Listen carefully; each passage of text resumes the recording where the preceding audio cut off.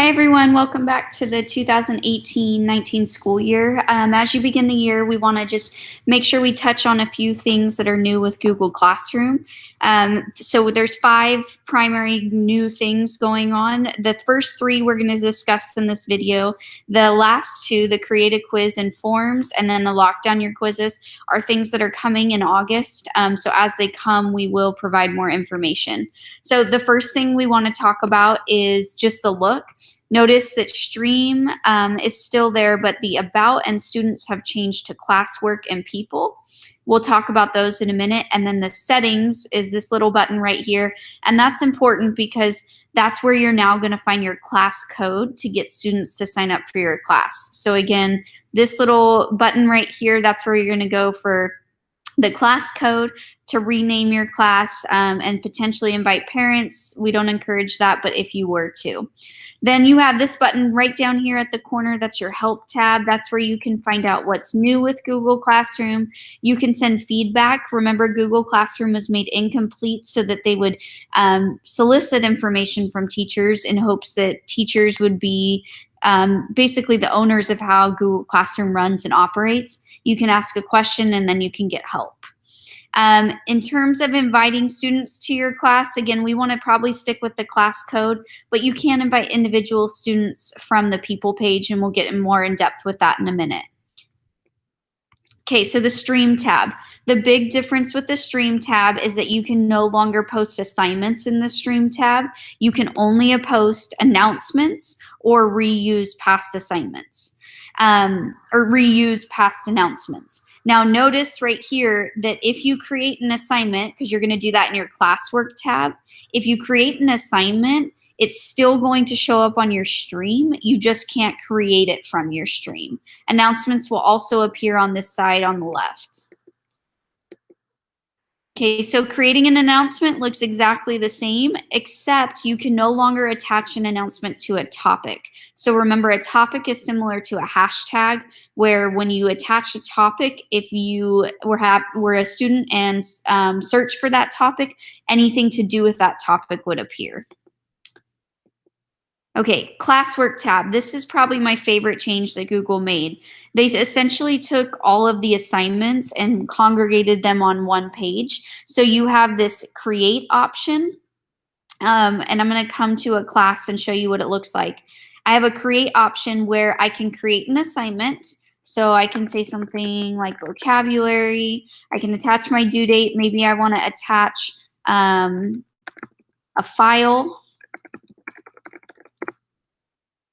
I'll throw that in here, and then you still have the option of students can view file, edit file, or make a copy for each student. We typically make a copy, and I can assign it, and I can attach a topic to it. So I can either create a topic right from here within the assignment, or I can pick an existing topic. So I'm going to click of Mice and Men and select Assign. And now you're going to see that when I do this, it's going to put this under of Mice and Men. So all my Mice and Men assignments are under one category. I can also create my topics from scratch from this page. So I can select, maybe it's Romeo and Juliet, and I can put that, and now I have that. The other really neat thing is that you can move your topics up. So if I'm now doing Fahrenheit 451, I can move it all the way to the top and make sure that my most important assignments stay at the top. So just a cool new way of Google Classroom being inventive. And then the create a question is now within here as well. So I can reuse a post in terms of an assignment and duplicate it in the class as well.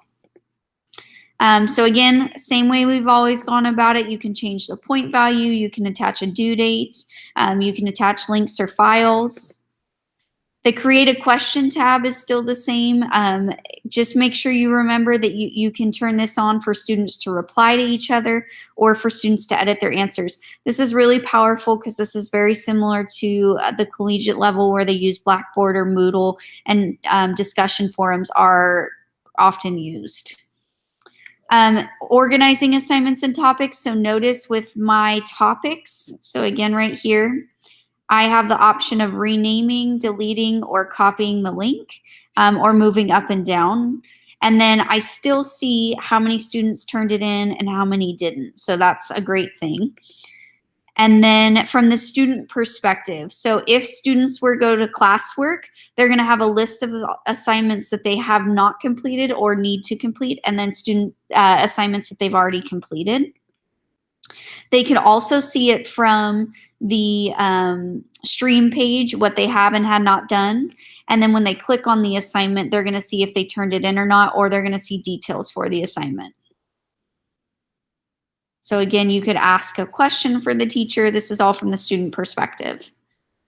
Then the second big change I really think is powerful is the grading flow. So now what's going to happen, same thing, we see the student view, or this is the teacher view of all the students' work. I can export grades to a spreadsheet. I can change the point value.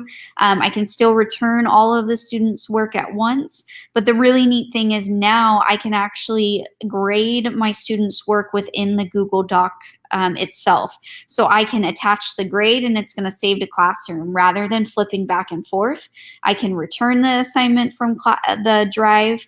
I can add private comments to the students. So instead of flipping back and forth between the doc and Google Classroom, I can do it all in one.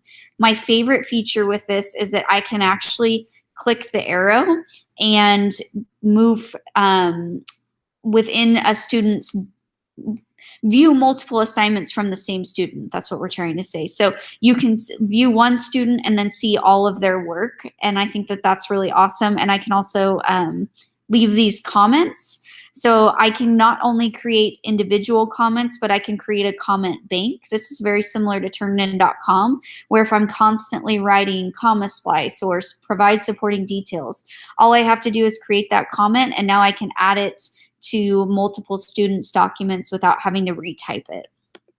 So from the student perspective, within their doc, they are able to turn it in rather than going back to Classroom.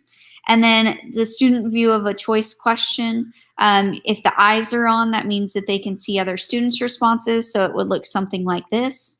And then if it's a free response question, they would be able to respond to their classmates' answers. So that's just a quick view of the student question. The People tab is the last change that we're going over today. This used to be called Students. It's still the same. It's just really called People. We just want to encourage you to know that you can add co-teachers, whether that be SPED teachers or IAs, so they can see your students' work. We can still mute, remove students. We can invite students. The only thing Clovis Unified can't do is email students. So really, those are the three major changes. You now have the Classwork tab. That's for creating assignments and sorting assignments. You have the grading workflow, where you can actually be far more interactive within a Google Doc for your students.